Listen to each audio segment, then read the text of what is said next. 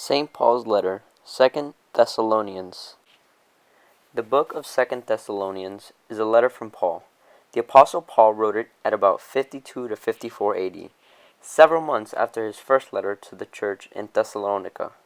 The main people in this letter are the Apostle Paul, Silas, and Timothy. Paul wrote this letter to tell about the coming and return of Jesus Christ. In the first chapter, Paul tells about when Jesus will return in the future, although he does not know the exact time or place.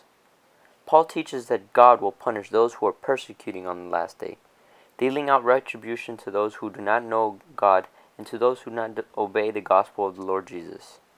These will pay the penalty of eternal destruction away from the presence of the Lord and from the glory of his power. Paul and his friends received news from Thessalonica after the church had received the first letter. This news showed that Thessalonians still needed someone to teach them about some subjects.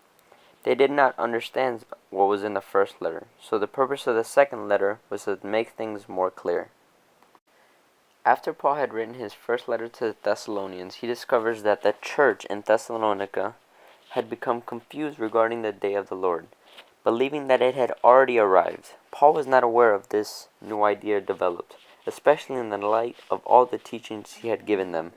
In 2 Thessalonians, Paul reviews once again what he taught them regarding the second coming of Jesus Christ and the signs he would precede this event.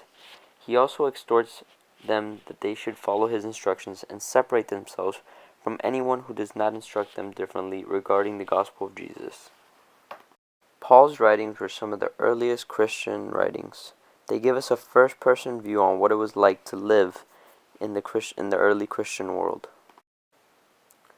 Paul's letters instructed the early Christians how to live a true Christian Catholic life.